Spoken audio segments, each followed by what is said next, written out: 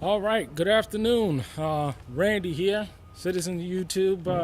Been getting a lot of questions in terms of how has it been so far when it comes to learning how to build, it's been awesome. It really has been awesome. I've been able to learn a tremendous amount about the concept of building. How to frame, how to dig post holes, how to do all of these things. And the team that I work with is phenomenal. I mean, everybody is more than happy to teach, more than happy to instruct. Um, and people have been asking, okay, well, on the first month or two, what have you been doing on the job, or on opportunity? Because remember, I told you when I came up to the guy, I told him, listen here, I'm looking to learn. You don't have to pay me anything.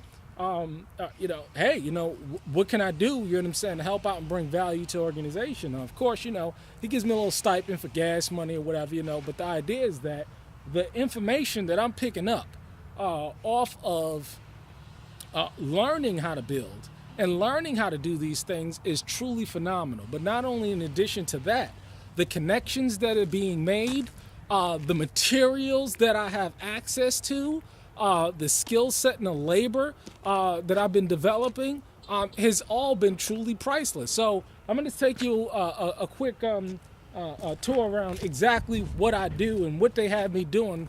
As just somebody that never built anything before, really. I mean, I have built a little shed in South Jersey, but the idea is that a person that has really no real building knowledge. I do things like digging post holes, handing them up material, doing basic nailing and framing, doing form boards. They have me doing a whole lot of real, just like intense kind of work, because this is how you start off. You don't start off doing all types of complex stuff. They start you off nice and easy. I'm barely on the roof. I really don't get on the roof a lot.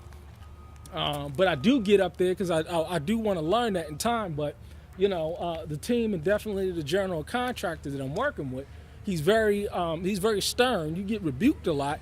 But at the same time, you learn a lot as well. And he's interested in teaching as long as I'm interested in learning. And everybody's here is an awesome teacher as well. So the idea is that, if you have the ability to, shut your mouth and learn, there's people that's going to want to invest that time and energy and effort and working with you. Now, all areas are not this way. Depending on where you are in the country, these opportunities may not be available to you. This is why I say it's all about the area you're in and the opportunities that may come as a result of being in these areas. Certain areas, there's no manufacturing base. There's no real economic activity. So these kind of opportunities are not going to present themselves. But in other places like this, there's a manufacturing base. There's economic activity. Businesses are doing business and they manufacture things. It's interesting. I purchased a Remington 22 and found out that it was made right here in this town. Amazing. When I looked at the gun, they have a Remington factory right here in this town. So there's economic activity here, and that's going to breed opportunities because buildings are going up, activity is taking place, and it's going to give access not only to myself, but the faithful family that I love and the people that I associate with is going to give them opportunities as well. And that's what it's all about. It's about opportunities to better yourself, to invest in yourself, to think outside of the box and not be a slave spending your days talking about this is what's what you're looking for, man. It's on aisle 5. Yeah, you don't want to you don't want to be doing that in your prime. So the idea is that this is what's being learned.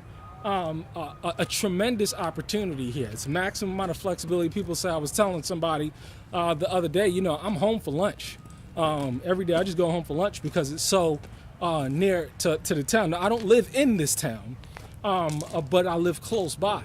And so, I don't have to spend a lot of gas money and a lot of effort to go to and fro as well. Like I said, all of the activities that I'm doing pretty much are within 15 minutes to a half an hour where I am. Maximum amount of flexibility, if there's something that needs to be done, I do it. It's not a problem, whatever. So, this apprenticeship that I'm participating in, it's not only am I learning a lot here, but the opportunities that are coming in terms of free materials, in terms of all types of things, materials, connections that I'm going to be able to use and leverage so that when it comes time to do what I need to do, I have these materials available. And it's all about networking, like Pastor Joe Fox said. It's all about getting outside of your comfort zone. And there you will find opportunities will present itself. Only for the go-getters. This is only for the people that have a spirit of self-motivation in them, a spirit of drive in them, a spirit of tenacity and fire in them that's going to motivate them to get the job done and to go above and beyond the call of duty, to be able to see within themselves and say, listen here, I can do it. I can do it, and I can do more, and I can extend myself more to what I'm currently doing now. I'm not meant to just be mediocre, because a lot of people, they are totally satisfied with just being mediocre.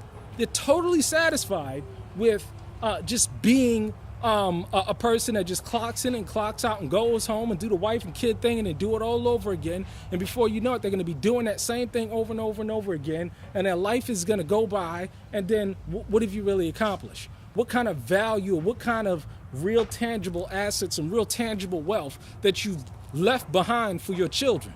What have you left behind for your children if you drop dead today? Tomorrow is promised to no one. Tomorrow is promised to no one. And it's amazing how, on a job site, I'm talking to people, this construction site, I'm talking to people that's working on the crew members, and I'm talking to them about real sound money, and they're getting it. I'm talking to them about the real things that's going on, and that they're getting it. It's a blessing. It's just a total blessing. And so, but again, you have to put yourself in a situation as to where there are opportunities like this, because there's not opportunities like this everywhere. And you want to strive, and you want to show yourself to be a person of work ethic and high moral character. Because, and at the end of the day, you're going to need people, you're going to need friends, and you're going to need to ally yourself with people. And, it's so important. If you want to make a friend, you have to first show yourself to be friendly. Very important, very important. And, I'm just blessed to be out here in the state and in the county where the people are just so damn nice. They're just so nice. I mean, it's just damn. More integrity than the people that I know outside in the city. More character and more integrity and more honor and more respect. I mean, it's unnatural coming from where I come from. But it's a beautiful thing. That's just how it is. So basically, that's what's going on. This is what I'm doing out here.